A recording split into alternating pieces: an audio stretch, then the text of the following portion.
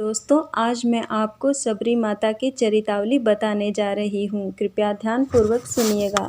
सबरी का असली नाम श्रमना था। ये भील समुदाय के सबर जाति से संबंध रखती थी। इनके पिता भीलों के मुखिया थे। उन्होंने श्रमना का विवाह एक भील कुमार से तय किया था, लेकिन आदिवासियों की एक प्रथा थी कि किसी भी अच्छे कार्य से पहले जानवरों की बलि दी जाती थी।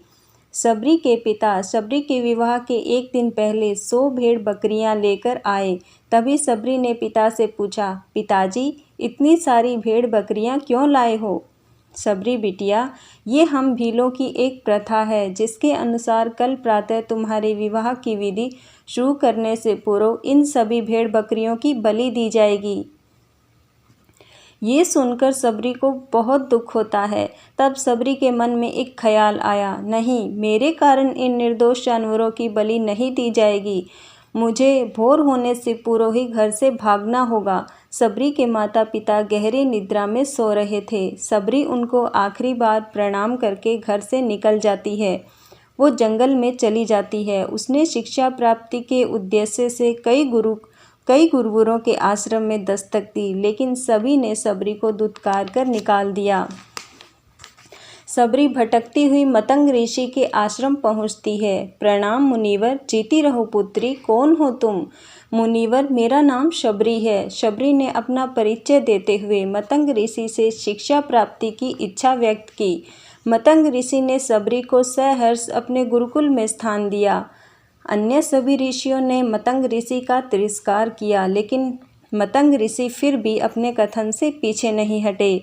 उसी दिन से सबरी दिन रात अपने गुरु की सेवा में लग गई। वो शिक्षा ग्रहण करने के साथ साथ आश्रम में गौशाला की देखरेख, दूध दोहने का कार्य, झाड़ू लगाना, भोजन बनाने के कार्य में लग जाती है। कई वर्ष बीत गए। मतंग ऋषि सबरी की गुरु भक्ति से बहुत प्रसन्न हुए। मतंग ऋषि का शरीर दुर्बल हो चुका था। उन्होंने एक दिन सबरी को अपने पास बुलाया और कहा, पुत्री, मैं तुम्हें आशीर्वाद देना चाहता हूँ। बोलो पुत्री, तुम्हें क्या चाहिए? गुरुवर, आप ही मेरे पिता हैं। मैं आपके कारण ही जीवित हूँ। आप मुझे अपने साथ ही ले जाएं। नहीं पुत्री, एक दिन भगवान राम तुमसे यहाँ मिलने आएंगे और उस दिन तुम्हारा उद्धार होगा और तुम्हें मोक्ष की प्राप्ति होगी। इतना कहकर मतंग ऋषि अपनी देह त्याग कर समाधि ले लेते हैं। उसी दिन से सबरी हर रोज प्रातः उठकर बाग जाती, ढेर सारे फूल इकट्ठा करती, सुंदर सुंदर फूलों से अपना आश्रम सजाती। सबरी को भगवान राम के आने का कोई निश्चित दिन नहीं पता था। उसे केवल अपने गुरुवर की बात पर पूरा यकीन था। एक दिन सबरी आश्रम के पास के तालाब में जल लेने गई। वहाँ पास में एक ऋषि तपस्या में लीन थे।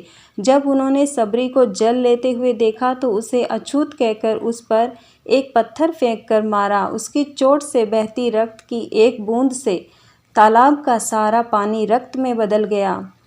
तब ऋषि ने कहा, मेरे क्रोध से बचना है तो इसी समय, इसी क्षण यहाँ से चली जाओ। ऋषि के कटु वचन सुनकर सबरी अपने आश्रम में चली जाती है।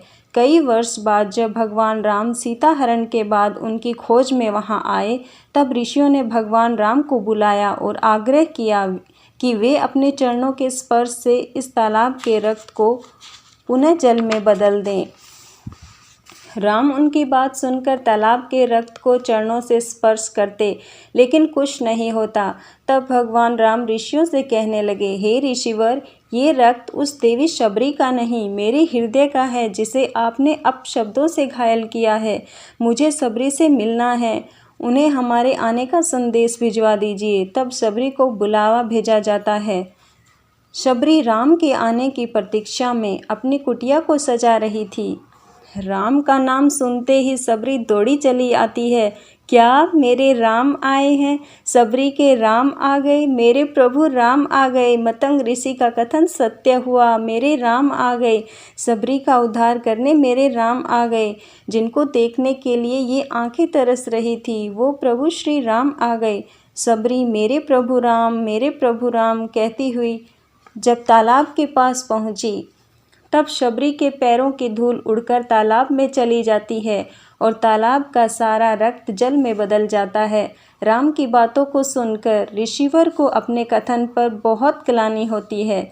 सबरी जैसे ही भगवान राम को देखती है, उनके चरणों को पकड़ लेती है और अपने साथ आश्रम ले आती है। शबरी बड़े प्रेम से उन्हें झूठे बेर खिलाती है। तभी लक्ष्मण उन्हें रोक देते हैं, भैया ये बेर झूठे हैं। तब प्रभु श्री राम कहते हैं, नहीं लक्ष्मण, इनमें माँ सबरी का प्रेम है। इतना कहकर भगवान राम बेर खाने लगते हैं। भगवान ने जाते हुए सबरी मैया से कहा, माँ आप मुझसे जो चाहे वो मांग सकती हैं। प्रभु, मतंग ऋषि के कहने पर मैं आपके दर्शन के लिए जी रही थी। अब आप मुझे मोक्ष प्रदान कीजिए। मैं अपना शरीर आपके चरणों में त्यागना चाहती हूँ। और उसी क्षण सबरी ने अपना शरीर त्याग दिया। भगवान राम ने अपने हाथों से उनका अंतिम संस्कार किया और सीता माँ की खोज में आगे बढ़े। इस तरह से मतंग ऋषि की बात सच साबित हुई और शबरी को भगवान राम के दर्शन हुए। तभी से भगवान राम को शबरी के राम भी कहा जाता है। दोस्तों, उम्मीद करती हूँ आपको ये कहानी पसंद आई होगी।